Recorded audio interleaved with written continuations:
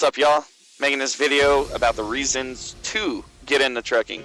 The last two I made were reasons not to get into trucking. I made those first because I think that you should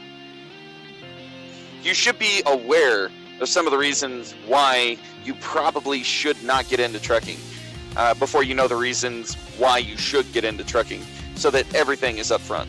You know, no bull crap. That's the reason why I did that first. But I would say reason number one: truck drivers are essential workers. At the beginning of this year, during quarantine for the pandemic, I was rolling non-stop, and I was actually driving for CR England at that time, and I made the biggest check that I've ever made in my trucking career so far. During that time, it was $1,700. Now, I'm not throwing numbers out there to say, look, you got to get into trucking, you'll make $1,700. I'm not doing that. Because it most likely is not true, depending on what company you decide to go with. And even if you go to a high-end company, it's probably not going to happen. But truck drivers are in demand, and they are essential workers. Reason number two: before I got my CDL, I worked at a train wheel refurbishment plant. And what they did there, of course, it's pretty, self-explanatory. They refurbished train wheels and axles. There was one of my coworkers. He got a job there, and he started out making more than me. Now, of course, he was ex-military, but he also had a CDL, and that also gave him more pay on top of him already having military experience. So, just like when you get a college degree, whether the college degree is for the job that you are trying to get or not, it helps you get a better job. Reason number three: the pay. That's the reason why everybody's out there. Some people are just, I don't know, they're out there for different reasons. They don't have anything else to do. They don't have a home. They don't have family. But vast majority of the truck drivers are out there for the compensation. Now, the company I drive for has guaranteed miles, which is totally different from a standard trucking company that pays by the mile and by the load, and which company I drive for pays by the mile too. If I take home time, then I miss that guarantee, and then they pay me by the mile. But the compensation can be nice. It's not always, it's throughout the year, it fluctuates how much you make. During certain seasons of the year, you make, say like during the summer, it's booming. You're making a lot of money, you're getting a lot of miles. But during the winter time, it starts to die down a little bit. Rates start to drop, and you might run into some nice loads, but for the most part, generally speaking, during the winter time, it slows down. But at any rate, the compensation is why everyone is out there.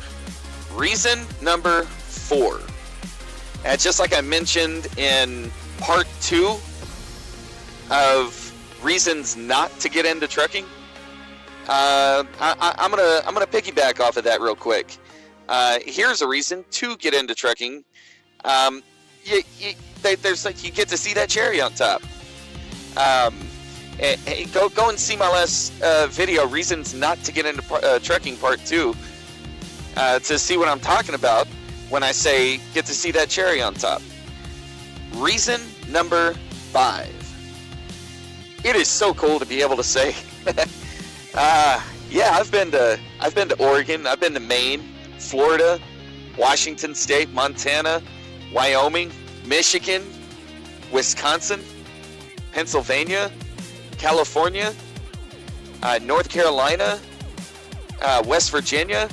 I mean, the list goes on and on. I've been to all of the lower 48 states. Well, with the exception of Rhode Island. I haven't been to Rhode Island. I will admit that. But it is so cool to be able to give a perspective on all the different places that you have been to, that you have experienced. I guess you could say it's kind of like the pride of being able to say, yeah, I was there. Reason number 6. Driving one of these trucks is, and for me, I pull a 53-foot refrigerated trailer, and you know, I have to say, I really enjoy it. Like, there's nothing else monetarily that I've ever been successful at.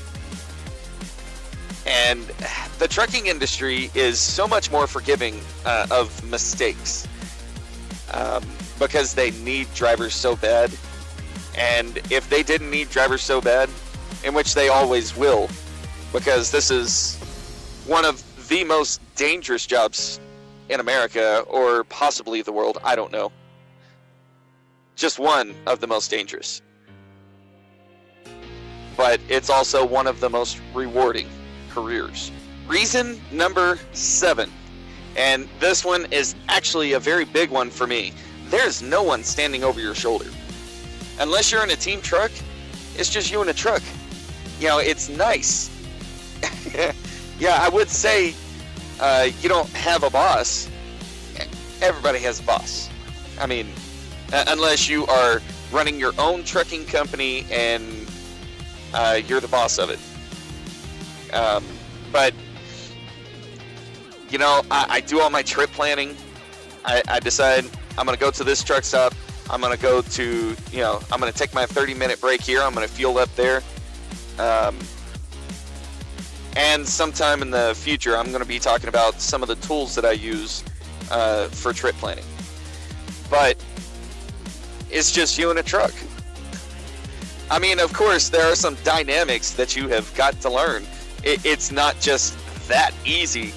You still got to learn some stuff that you need to know, like backing. Backing is such an important thing to know. But once you get out there and you're by yourself, I mean, it's actually therapeutic, I would say. Reason number 8. Learning freight lanes is actually very exciting. You might not think so. You know that if you're going to this state at this shipper, you're most likely going to be ending up at that state, going to that shipper before you even look at it. Once you hear that you are going to this place at this state, you're just like, oh, okay, that's an Aldi load going to Texas or something like that. You know, I know where that's going. Oh, I know that place. You know, and you have you start learning the areas a little bit more. Reason number 9. It is almost like culture shock. The way that drivers respect each other out here over the road. Go to a truck stop. Somebody is going in. They see you coming, and they hold the door open and wait on you. They don't even know you. You know, he could be from, you know, Massachusetts, and you could be from Texas. You know, from 2 totally different states, and you know, you don't know each other from Adam, but you hold the door open for each other. There is a certain respect, and some of that also depends on how you carry yourself. Mostly, there is a common respect because you are in this industry. Reason number 10. Some of the stories that you hear from some of these other truck drivers, it's juicy. You get some laughs, and you get some You know, even empathy. You know, I mean, these truck drivers, they are just, they're people who stay away from their family and friends to make a living. And so, well, what do they have while they're out here? Well, we have each other. And that's why we have a common respect. And partially, I think it's because some time ago, I think it was back in 2000, I've only had my CDL for 2.5, going on 3 years. But back in 2000, the Teamsters, I believe it's called, they tried to unionize the trucking industry. And that's kind of what it is out here. It's like a union. You know, even though you don't know the person, it's like you know them because you are them. And even though most of the guys out here, they most likely don't want to make any friends, it's almost like a brotherhood. You know what I mean? It's like a union in and of itself. Anyways, I hope y'all enjoyed that video. Please hit like and subscribe and ring the notifications bell. Comment down below if you like. You know, share this video if you want. Y'all take it easy. Be safe. Keep the shiny side up and the rubber side down. Peace.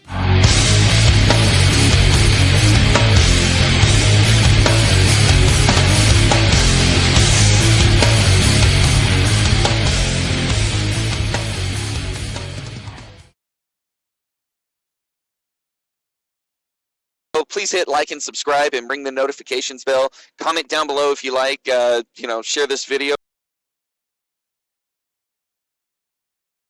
At the beginning of this year during quarantine for the pandemic,